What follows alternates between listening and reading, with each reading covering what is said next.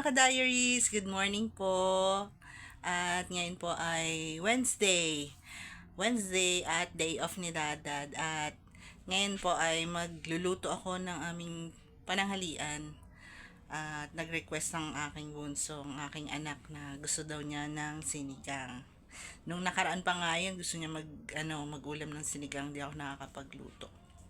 So, ngayon po ay magluluto ako ng sinigang para pagdating niya from school, ayan, luto na at makakakain na siya. So, dun po ako sa labas magluluto at samahan niyo po ako. Let's go! Ayan, nandito na po ako sa labas at ngayon po ay hindi naman umuulan kaya dito ako sa labas magluluto dito sa aming terrace. At ayun si Dadad, day off niya. Marami siyang gagawin ngayon. Ayan, pag sa loob kasi, mainit yung singaw ng loob ng bahay kapag doon ako nagluto. Kaya, pagka ganito naman ang panahon, dito talaga kami niluluto sa labas. At ito na yung aking lulutuin. Yan ang aking pork. Yan, para sa sinigang.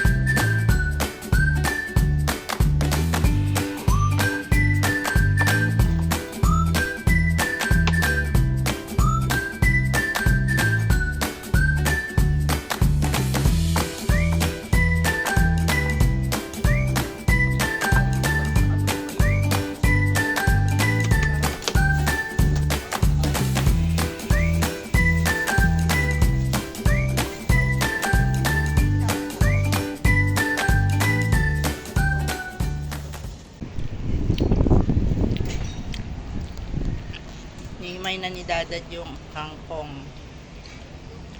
Napakamahal ng kangkong ngayon. Kano? 15 pesos ang isang tali. Ito oh. ₱15. Napakakonti. Ang mahal ng kangkong isa. Sa 2, 3, 4, 5, 6. 6 na tangkay lang. Ay, anong tawag dito? Na ganito? 6, 7 na basta 7 pirasong ganito lang. Ang mahal talaga ng kangkong ngayon, tapos hindi pa maganda. Oo, dahil nag-uulan. Pati yung dito, kakainin natin para sulit. Wala tayo tatapos. Pati yung goma kasama na sa luto. Sobrang mahal ng gulay ngayon. Ayan, at tapos na akong makapaghiwa ng mga rekado at saka nahiwa ko na rin yung pork. Liempo yung binili ko, liempo yung gagawin kong ano ngayon. Luluto namin sinigang ngayon. Ayan, mag-start na ako magluto. Mga ka-diaries, ito na yung aking mga sangkap, mga ingredients ng aking sinigang na pork. Yan, meron tayong sili, ang sibuyas, at maraming kamatis. Masarap pagka maraming kamatis. Tapos, gumagamit ako ng bawang pagka nagigisa ako. Yung iba kasi hindi naman naglalagay ng bawang sa sinigang, pero ako gumagamit ako. Para medyo mawala lang mawala lang ang lansa ng pork. Yan. At meron tayong okra. Yan. Ito lang yung gulay ko sa sinigang, okra at saka kangkong. So, mag-uumpisa na akong magluto. At eto na mga ka-diaries, inilagay ko na yung aking pork. Hindi na rin ako naglalagay ng oil kapag nagigisa ako, kasi kusa naman lumalabas yung oil ng baboy, para hindi na rin masyado yung mantika, dahil parang nakaka ano din kainin na lumulutang yung mantika sa sabaw. Ayan, ganyan lang. And then, lalagay ko po yung aking bawang. Gaya po ng sinabi ko, hindi po lahat ay naglalagay ng bawang sa sinigang, kaya lang ako ay talagang naglalagay para medyo mawala lang din yung lansa. Ayan. Konti lang din naman. Ayan. Para yung aroma ng bawang mangingibabaw naman. Ayan. Meron po kasi iba na hindi talaga naglalagay ng bawang sa kanilang sinigang. Mamaya lalabas na yung mantika ng pork. Next ko na po yung aking sibuyas. Ayan, sibuyas at yung kamatis. Maraming kamatis, mas masarap. Para sa akin po ha. Hindi naman din lahat mahilig sa kamatis. Pero para sa akin, para sa amin po, pag maraming kamatis, mas masarap. At maglalagay na po tayo ng tubig ngayon. Pansabaw.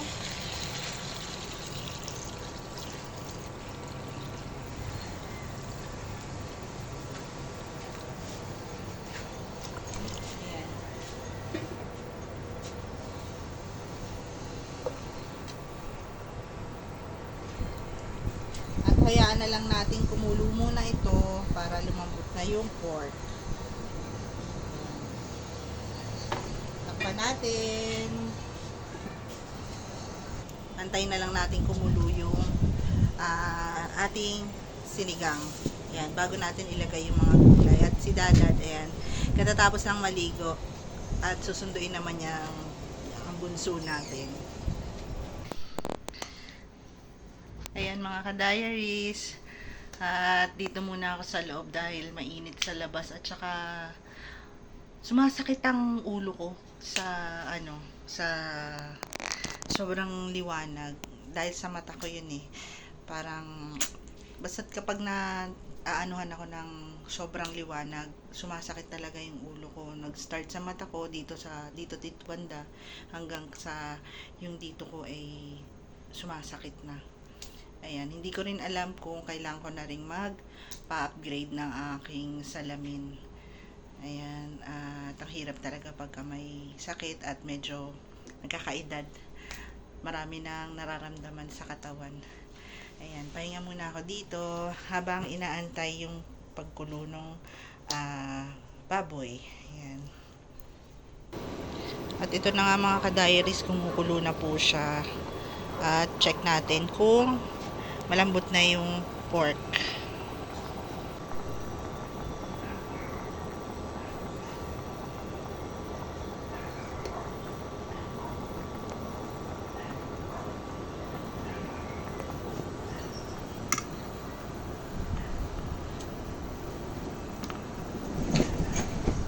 Hindi pa.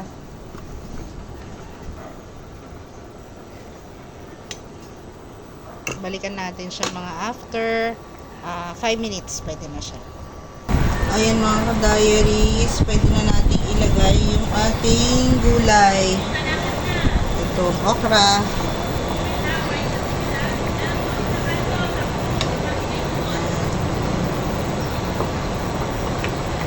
Maganda ang okra sa ating kalusugan, lalo na kapag sa mga diabetic.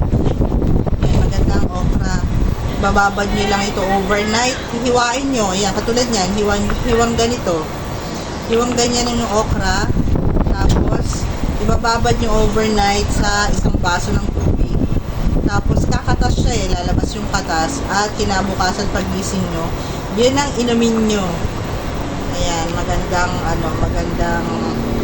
magandang benefit sa katawan ng okra. At maglalagay din ako ng cubes. Ayan, 4 cubes.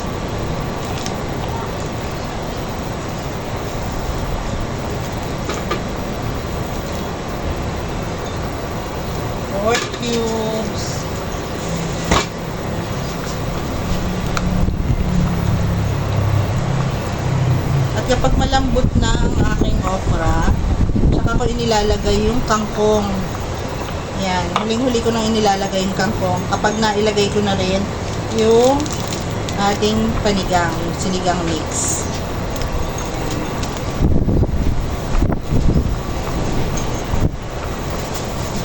Nilagay ako ng sili, dalawa lang para hindi naman siya umanghang at ayaw ni Bunso ng sobrang anghang. Lalagay ako ng patis para sa pampalasa. Ayan. At tatakpan ko muna ulit. At eto na po, malambot na yung okra. Ayan. Pwede na natin ilagay yung panigang. Panigang na may gabi. With gabi.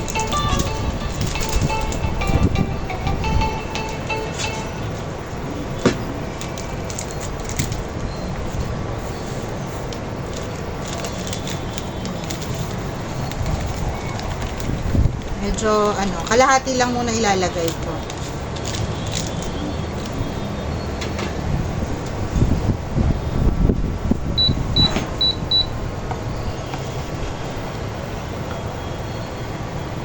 Ayan. Nangasim na ako. Sarap. Malambot na rin yung ating pork.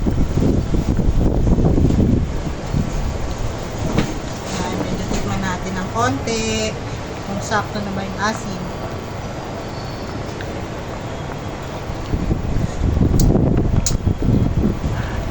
Sarap. At ilalagay ko na rin yung kangkong. Yan. Ang kangkong naginto ngayon. Sobrang mahal po ng kangkong.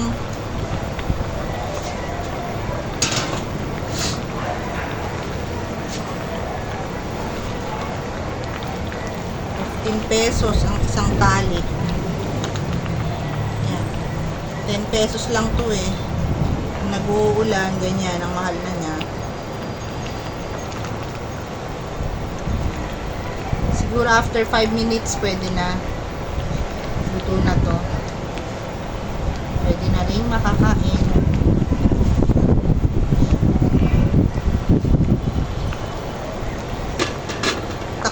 Sandali muna. Then, after 5 minutes, pwede na. Ayan mga kadayos, nandito na ang aking bunso. Yan, pahinga muna siya galing school. At nanonood siya. Yan. Gutom ka na? Sige, malapit na yun. Mga after 5 minutes, pwede na. Oh, Dad. Didn't realize that was only one star until halfway through the Na-check na natin mga ka-diaries kung okay na yung ating sinigang. Yan. Tapos tayo. Ay, sakit sa mata ng liwanag. Sakit sa ulo. Ayan. At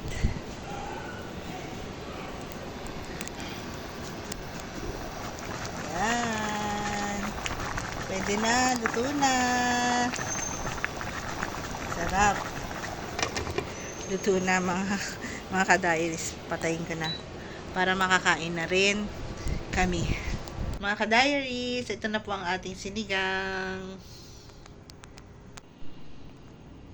At ito na po ang ating sinigang. Sinigang sa gabi. Yan. Sarap. Mga ka-diaries, ito na po, kakain na po kami.